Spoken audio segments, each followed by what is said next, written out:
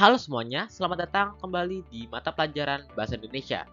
Baik, jadi hari ini kita akan membahas mengenai struktur kalimat. Oke, langsung aja kita akan mulai. Oke, jadi struktur kalimat itu merujuk pada cara kalimat dibangun, termasuk urutan kata-kata, tata bahasa, dan keterkaitan antara bagian-bagian kalimat tersebut. Nah, jadi struktur kalimat yang baik itu dapat membantu menyampaikan pesan dengan jelas dan efektif. Nah, berikut ini adalah beberapa elemen penting dalam struktur kalimat. Yang pertama adalah subjek, kemudian predikat, lalu ada objek, dan yang terakhir ada keterangan. Ya, pertama kita akan membahas mengenai subjek. Jadi, subjek itu adalah bagian kalimat yang menunjukkan siapa atau apa yang melakukan tindakan atau yang diperbincangkan dalam kalimat. Jadi, subjek juga biasanya merupakan kata benda atau frasa yang berperan sebagai pelaku dalam suatu kalimat. Misalkan sebagai contoh, terdapat kalimat Ani sedang membaca buku di perpustakaan. Jadi di sini subjek atau pelakunya adalah Ani. Gitu ya teman-teman ya. Nah, selanjutnya kita akan membahas mengenai predikat. Jadi, predikat adalah bagian kalimat yang menjelaskan apa yang dilakukan atau apa yang terjadi oleh suatu subjek. Nah, subjek itu tadi pelaku ya, teman-teman. Jadi, predikat juga terdiri dari kata kerja dan bisa juga melibatkan objek atau pelengkap. Nah, misalkan sebagai contoh kalimat yang tadi barusan ya, Ani sedang membaca buku di perpustakaan. Jadi, si subjek ini atau si Ani sedang membaca buku. Berarti membaca yang dilakukan oleh subjek merupakan predikat. Begitu ya, teman-teman. Kemudian, struktur yang ketiga, kita akan membahas mengenai objek. Jadi, objek adalah bagian kalimat yang menerima tindakan dari subjek. Jadi, objek juga dapat menjawab pertanyaan seperti apa atau siapa terhadap kata kerja dalam kalimat. Nah, tadi sebagai contoh ya kalimat yang barusan, Ani sedang membaca buku di perpustakaan. Jadi, objek dalam kalimat tersebut adalah buku.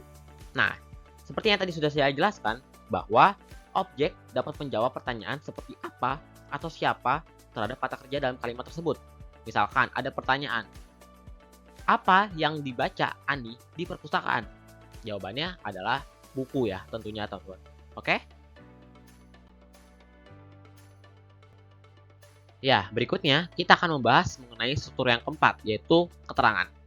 Jadi, keterangan adalah bagian kalimat yang memberikan informasi tambahan mengenai waktu, tempat, alasan, cara, dan juga kondisi dari tindakan yang dilakukan di dalam suatu kalimat. Ya, misalkan contoh kalimat yang sama seperti tadi, Ani sedang membaca buku di perpustakaan. Jadi, keterangan yang ada di dalam kalimat tersebut adalah di perpustakaan.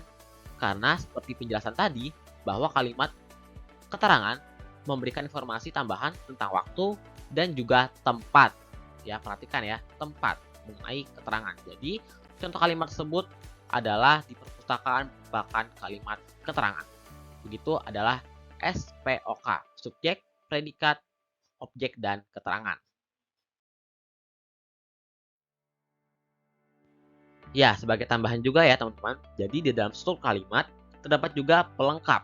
Nah, pelengkap itu adalah bagian kalimat yang memberikan informasi tambahan tentang subjek atau objek.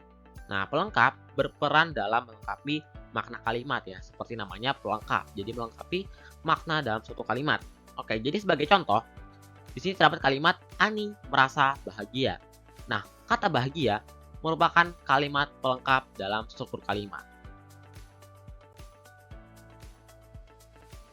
Nah, pasti di sini masih banyak dari antara kalian semua yang masih kebingungan perbedaan dari struktur kalimat pelengkap dan juga keterangan. Nah, jadi untuk pelengkap itu memberikan informasi tambahan tentang suatu objek dan juga subjek. Nah, dan biasanya memiliki kata sifat atau adjektiva dan juga kata benda atau nomina ya, yang menjelaskan keadaan atau sifat dari subjek atau objek tersebut.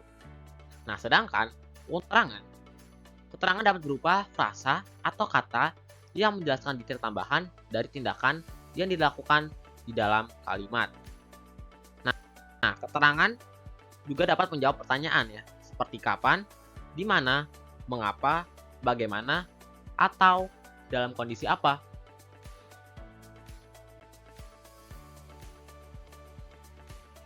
Ya, perbedaan selanjutnya adalah pelengkap umumnya tidak dapat dihilangkan dari kalimat tanpa mengubah makna atau kejelasan suatu kalimat. Sedangkan untuk keterangan, keterangan dapat dihilangkan dari kalimat tanpa mengubah makna dasar kalimat. Ya, walaupun kejelasan dan detail informasi berkurang.